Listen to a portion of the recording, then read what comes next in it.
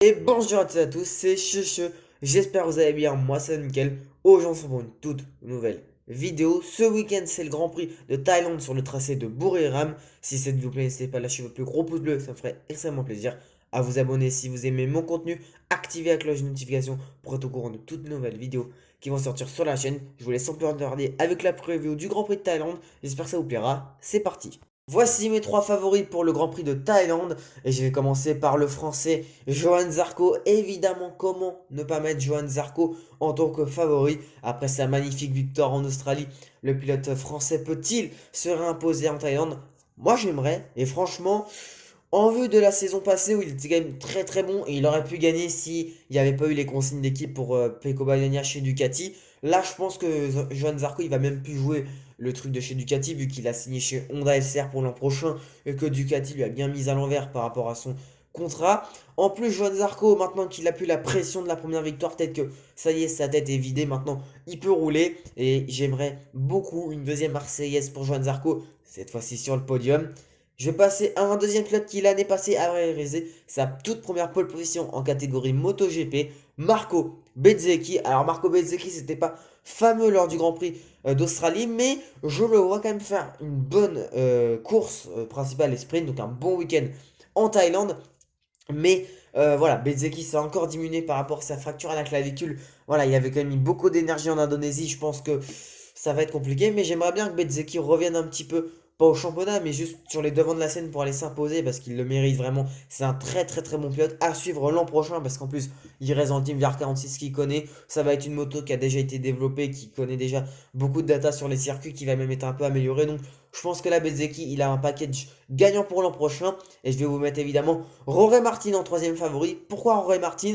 Il est sur une dynamique franchement excellente. À part la chute en Indonésie et le mauvais choix de gomme au Grand Prix d'Australie, Rory Martin, il aurait amplement gagné les deux courses principales en Indonésie et en Australie. Voilà pourquoi je le mets en favori. Et franchement, Rory Martin, s'il ne fait aucune erreur sur le Grand Prix de Thaïlande, s'il est à l'aise évidemment, et sur les prochains Grands Prix, que ça soit donc les prochains Grands Prix, ça sera la Malaisie, le Qatar et Valence, je pense que Rory Martin peut être champion du monde MotoGP, à voir si Zarco, Bezzecchi et Rory Martin peuvent remporter la course principale comme je l'aimerais bien.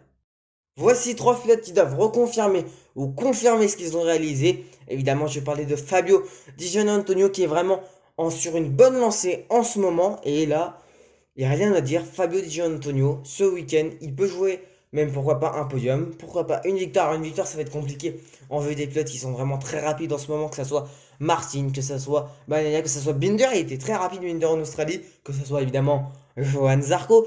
Mais voilà, Di Giannantonio en plus, il a un guidon peut-être à aller signer chez Honda Repsol. Donc pourquoi pas le retrouver, Fabio Di Giannantonio, dans les meilleurs pilotes de ce plateau MotoGP sur ce week-end en Thaïlande.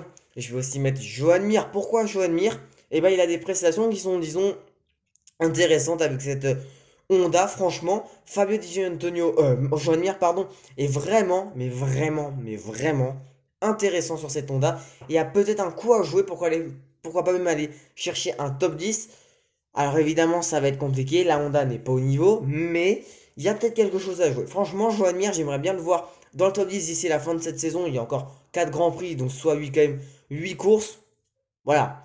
Voilà, Joan Mir, c'est quand même un pilote qui a été champion du monde. Alors certes, c'est pas non plus le titre que je trouve le plus mérité sur les 10 dernières années, même si un champion du monde, il le mérite amplement son titre. Voilà, un champion du monde reste un champion du monde. Je vais aussi mettre Paul Espargaro. Alors, pourquoi Paul Espargaro? Et bah Paul Espargaro, franchement, son retour était plutôt intéressant. Voilà, depuis quelques grands prix, depuis 4-5 grands prix, c'est catastrophique. Pour Paul Espargaro, il est vraiment pas au niveau. Donc j'aimerais bien que Paul Espargaro, qui malheureusement se fait chipper sa place par Pedro Acosta l'an prochain, puisse aller nous faire quelques résultats. C'est vrai que Paul Espargaro, il est en MotoGP depuis des années. C'est quand même un excellent pilote, mais malheureusement, voilà, sa blessure au Portugal, je pense, l'a un petit peu diminué parce qu'il avait l'air de bien se sentir sur cette KTM. Donc j'espère que Paul Espargaro soit vraiment sur un meilleur jour dans les prochains Grand Prix. Voilà, Di Antonio Mir et Espargaro, j'aimerais beaucoup qu'ils reconfirment ou qu'ils confirment leurs bons résultats. Du côté de la Moto 2, le titre peut déjà se jouer sur ce Grand Prix de Thaïlande. Pedro Acosta peut être champion du monde s'il termine premier et que Tony Arbolino termine dixième. Et s'il termine deuxième, il faut que Tony Arbolino termine 15e. Donc, franchement, c'est dans ses coudes. Alors s'il a juste à gagner, et en vue des performances de Tony Arbolino depuis quelques Grands Prix, je pense très clairement que Acosta a vraiment une très très très grande chance d'aller s'imposer au championnat du monde. Alors évidemment, attention parce que voilà, Tony Arbolino a remporté le Grand Prix d'Australie. Bon, 9 tours. Voilà, on va pas argumenter de plus parce que voilà, 9 tours sous la pluie, tout le monde était tombé. Et Acosta avait fini 11e. Mais dites-vous que si la course allait au son bout, il ne pleuvait pas. Voilà, il y aurait peut-être eu une meilleure chance pour Pedro Acosta. Mais pour moi, Acosta, c'est peut-être le pilote qui le mérite le plus en Moto 2. Il a remporté le titre en 2021 pour sa première saison en Moto 3. Voilà, puis il passe l'année dernière donc en Moto 2 pour la première fois de sa carrière. Et franchement, c'est pas dégueu ce qu'il nous réalise. Et donc cette saison, il a dominé ce championnat Moto 2. Donc Pedro Acosta, champion du monde en Moto 2 en 2023. Alors évidemment, c'est pas encore joué, mais là c'est sa première balle de match. Et franchement, j'espère de tout cœur qu'il le fera ici en Thaïlande. Alors évidemment, Tony Arbolino, il aurait aussi mérité le titre, mais Pedro Acosta était un cran dessus cette saison en Moto 2. Donc ce week-end, c'est le Grand Prix de Thaïlande et sur le tracé de Buriram. Un tracé qui fait 4,55 km de long. Il a 7 virages à droite et 5 virages à gauche. La première apparition de ce tracé de Buriram fut en 2018 avec une victoire de Marc Marquez devant Andrea Dovizioso et Maverick Viñales qui à cette époque-là n'était pas chez Aprilia mais bien chez Yamaha. Voilà, donc ça fait quelques années. Il n'était pas présent en 2020 et en 2021. Voilà, c'est une deuxième année consécutive qu'on l'a de retour. Et je pense qu'on aura encore une fois une belle course parce qu'on a toujours eu des belles courses sur ce tracé de Buriram.